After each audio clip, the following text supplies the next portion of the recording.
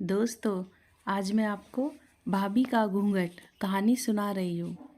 सुमित्रा ने अपने बेटे सागर के लिए एक लड़की पसंद कर रखी थी, जिसका नाम वंदना था। वंदना का नैन नक्श तो बहुत अच्छा था, पर उसका रंग थोड़ा गेहुआ सा था। तो वंदना ने सोचा कि क्यों ना शादी से पहले मैं थोड़ी गोरी हो जाऊं। फिर वो एक रंग गोरा करने वाली क्रीम ले आई और उसको रोज़ लगाने लगी। पर कुछ दिनों तक लगातार वो क्रीम लगाने से क्रीम ने साइड इफ़ेक्ट कर दिया।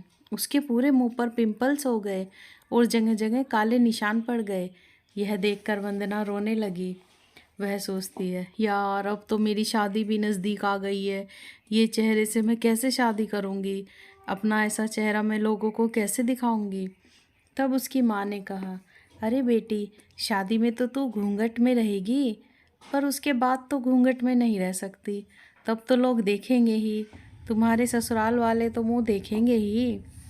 नहीं माँ नहीं, वो लोग क्या सोचेंगे मेरे बारे में कि कैसी बहू आई है हमारे घर। मेरा एक देवर भी है और रिश्तेदार भी होंगे। सभी लोग क्या सोचेंगे कि कितनी बदसूरत बहू आई है। माँ उसकी कहती है, पर बेटी, शादी भी तो करनी है। बाद की बाद में सोचना, अभी तो तू बस घूंघट ओढ़कर शादी कर ले। इसके बाद घूंघट ओढ़कर शादी तो हो गई और वंदना ससुराल भी चली गई। पर उसने घूंघट नहीं खोला। घूंघट ओढ़कर ही वह ससुराल पहुंच गई। दरवाजे पर सभी लोग उसके स्वागत के लिए खड़े थे। तभी उसके देवर लक्की ने कहा, अरे भाभी, अब तो घूंघट हटा दो, मुझे भी आपका चेहरा देखना है कि मेरी भाभी कैसी है। उसकी सास सुमित्रा कहती है, हाँ हाँ बहू, अब तुम घूंघट खोल सकती हो।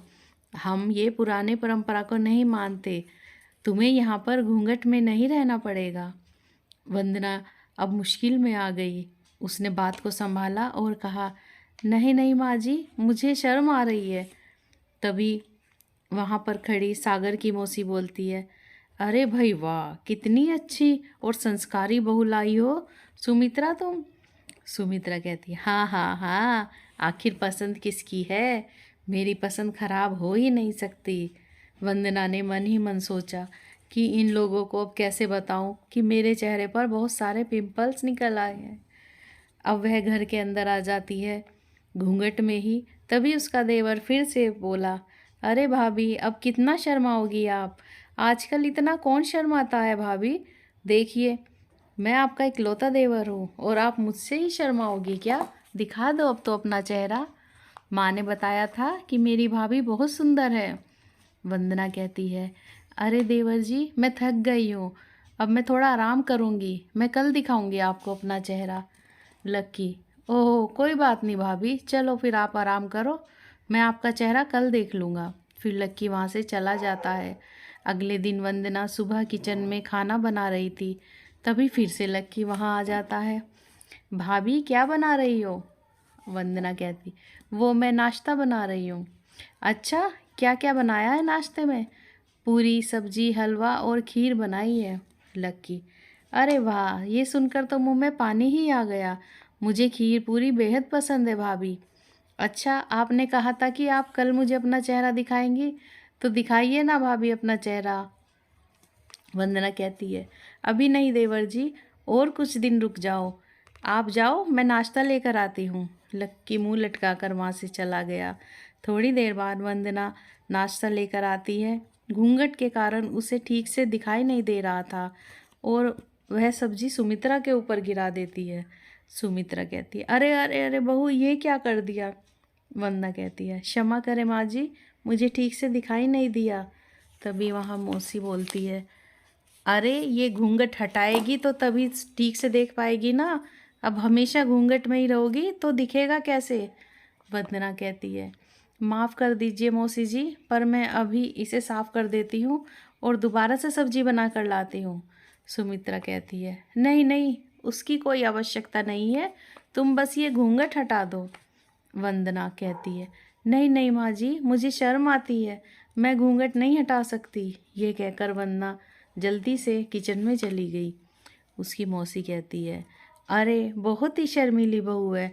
चलो अच्छा ही है, आजकल की लड़कियां वरना इतना कहाँ शर्माती हैं।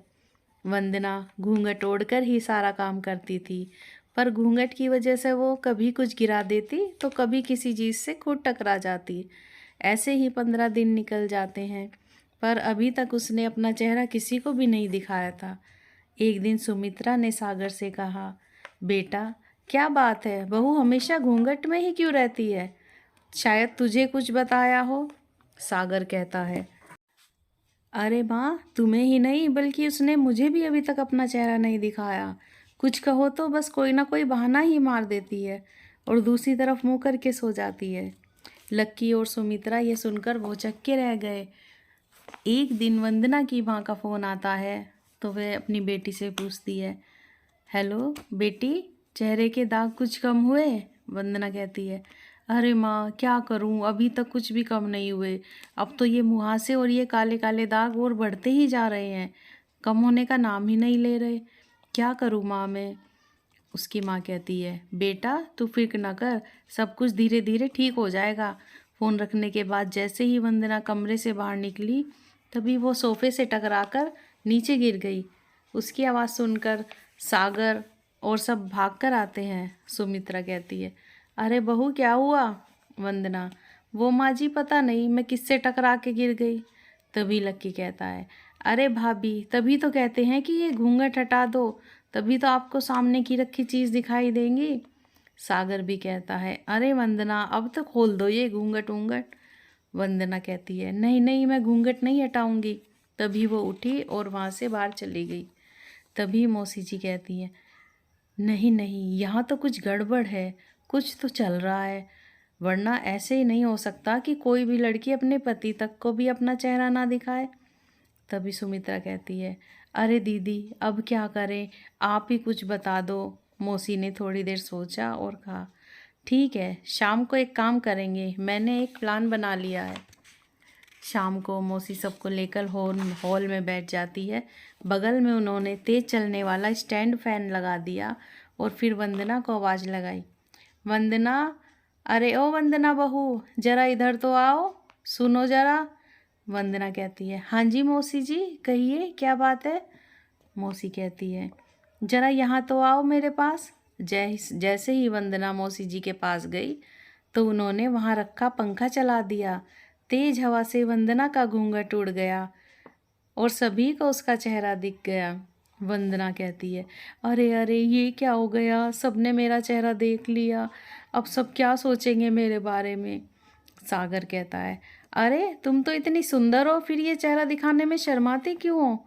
वंदना कहती है, क्या क्या कहा आपने, सुंदर? और ये मुहासे और दाग नहीं दिख रहे क्या आपको? सुमित्रा कहती है, पर पहले तो ये दाग नहीं थे जब हम तुम्हें देखने आए थे। वंदना बोलती है, वो मैं थोड़ी काली थी ना माँ जी, तो मैंने सोचा कि सुंदर लगने वाली क्रीम लगा के गोरी हो जाऊं, पर उल्टा मुहासे और दाग हो गए। आप लोग मेरा मुंह देखकर क्या सोचते, इसलिए मैं घूंघट में ही रहती थी। तभी लक्की हंसा और बोला, अरे भाभी आप भी कौन से ज़माने की बात कर रही हो, वो सब पुराने ज़माने की बात हुआ करती थी, अब ऐसे भला कौन सोचता है? सागर कहता है, हाँ वंदना तुम बहुत सुंदर हो, और ये दाग धब्बे तो इनके लिए हम डॉक्टर को दिखा देंगे तो डॉक्टर ठीक कर देंगे। सुमित्रा कहती है, अरे बहू तुम भी बेकार की चिंता कर रही थी, हम लोग ऐसे नहीं जैसे तुम समझ रही हो। बेटा सागर तुम कल ही बहू को लेके डॉक्टर के पास जाना। ठीक है मौसी जी मैं चला जाऊंगा। तभी सुमित्रा कहती है, और बहू तुम तो पहले से ही इतनी सुंदर हो, तो तुम्हें कोई क्रीम लगाने की ज़रूरत ही नहीं थी। वंदना खुशी के मारे रोने लगी, उसे यकीन ही नहीं हो रहा था कि उसके ससुराल वाले इतने अच्छे हैं। सभी ने वंदना को अपना लिया था, वंदना भी बड़ी खुश थी। अगले ही दिन सागर उसको लेकर डॉक्टर के पास गया। डॉक्टर ने कुछ दिन की दवाई लिखी, उन दवाई को खाकर उसका चेहरा बिल्कुल साफ हो गया। अब सब खुश थे और वंदना ने भी अपना घूंघट उतार फेंका था। दोस्तों अगर आपको ये कहानी पसंद आई हो तो like share comment and subscribe ज़रूर करें। Thanks for watching.